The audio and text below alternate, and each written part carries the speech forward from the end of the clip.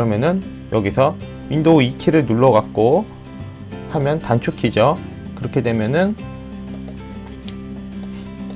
이 자기 소스가 있는 곳을 하드디스크에서 찾아 들어갑니다.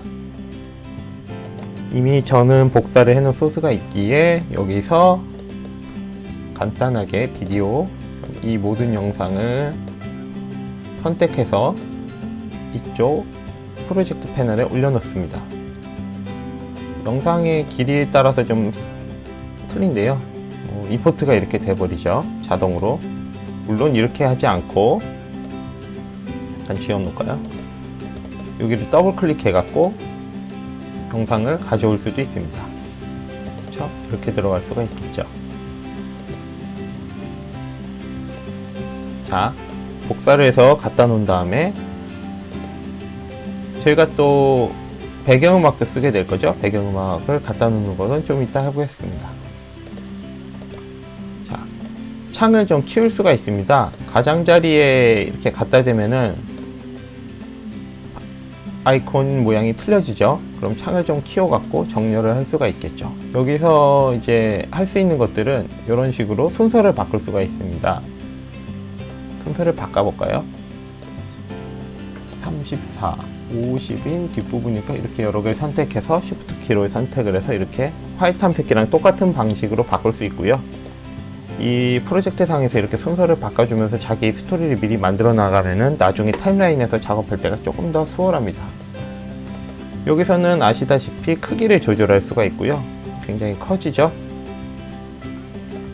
그 다음에 리스트로만 이렇게 볼 수가 있습니다. 리스트로만 보게 되면 자, 이게 뭐 30프레임으로 29.97로 표기가 되죠. 30프레임으로 촬영이 됐는지 스타트와 엔드 지점, 그래서 총 길이가 얼마나 되는지 뭐 이 뒷부분에 가면은 더 뭐 해상도에 되는 부분이나 이런 것들이 자세히 나옵니다. 물론 여기서 더 오른쪽 버튼 눌러서 메디아 데이터를 디스플레이하는 걸 얼마나 더 디스플레이 할지를 결정할 수가 있습니다. 이 아이콘을 다시 클릭하면 아이콘 뷰로 넘어갑니다. 재밌는 것은 이렇게 클릭을 하면은 요 밑에 이제 하단에 바가 생성이 되고요. 이렇게 움직이면은 프리뷰를 영상 프리뷰를 할 수가 있습니다. 소리까지 같이 나오고요. 하단부 이 부분을 보시면은 이제 웨이브 표시가 있죠. 이거는 오디오가 링크된 오디오가 있다는 걸로 보통 이제 소리가 같이 들어간 비디오 파일이라는 것을 알 수가 있습니다. 자, 이렇게 정리가 되셨으면 다시 줄여 볼까요? 크기도 같이 줄여야 되겠죠. 이렇게 해서 줄여줍니다. 3개 정도 보이게 해줄까요? 자, 이렇게 프로젝트 패널이 있는 상태에서 더블 클릭을 해보겠습니다. 따닥. 예, 그러면 이제 소스 모니터라는 창으로 넘어가고요. 음식으로 따지면은 음식을 한다는 걸로 따지면은 음식의 각 재료라고 볼 수 있고요. 여기는 음식의 재료를 올라오는 이제 큰 접시 아니면 그 전에 도마 같은 거라고 볼 수 있습니다. 도마에서 이제 재료를 한번 잘라 볼까요? 보통 제가 촬영할 때 말씀드리면은 팁으로 말씀드리면 이제 원래 촬영하려던 컷이 한 요 정도가 되면 여유분으로 몇 초 정도는 앞에를 찍고 끝날 때도 찍고서 마무리 하시라고 말씀을 드립니다. 왜 그러냐면은 보통 이렇게 촬영을 하고 나서 레코딩 버튼을 누를 때 시작할 때도 그렇죠. 누를 때 마지막에 이런 식으로 손 떨림이 발생하거나 흔들림이 발생합니다. 이건 눈으로 보는 것보다는 이제 실제로 촬영을 하다 보면은 느낄 수가 있는데요.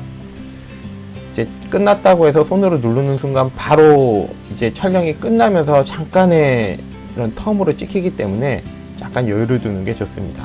자, 그럼 여기부터 해볼까요? 단축키를 보통 많이 사용을 하게 되는데요. 단축키보다는 오늘은 메뉴 아이콘을 좀 더 사용해 보겠습니다. 마크 인과 마크 아웃이 있고요. 단축키는 가로 안에 있는 I와 O로 나뉩니다. 자, 여기서 이 버튼을 누르고 시작 지점에서 쭉 끝나는 지점이죠. 이렇게 누르면 요 활성화된 구간이 생기고요. 요 구간을 시퀀스 있는 타임라인에 넣으면 됩니다. 여기서 이제 빠뜨린 부분이 있는데요. 바로 지금은 시퀀스가 없기 때문에 드롭 메디아 here to 이제 크레딧 시퀀스 이제 메디아를 직접 넣으면 맞는 시퀀스가 생기는 경우가 있고요. 아니면은 new를 해서 만들 수 있습니다. 두 가지 방법 다 볼까요? new를 눌러서 시퀀스를 선택해 줍니다. 보통 저희는 이제 디지털 DSLR로 많이 촬영을 하죠. 그렇지 않더라도 이제 FHD로 촬영을 하면은 다른 것보다 요 메뉴로 들어가시는 게 가장 편합니다. 원래는 이렇게 되어 있고요. 화살표를 눌러서 들어가고 이제 1080p가 1920의 가로 세로 1080p라고 되어 있는 기준의 FHD 규격이고요. 이 안에서 이제 30프레임 30을 선택해 줍니다. 여기는 이제 영상 이름을 나중에 만들어질 거를 이제 미리 정할 수가 있는데 유럽 영상이라고 우선은 정하겠습니다. 여기는 세부적인 것들이 나오고요. OK를 누르면 바로 여기 시퀀스 하나 탭이 생기고요. 이렇게 시퀀스 하나도 영상 하나를 만들 수 있기 때문에 하나의 영상처럼 생깁니다. 지금 검게 나온 거는 여기 아무런 타임라인에 이제 아무것도 없기 때문에 이제 검게 나온 거고요.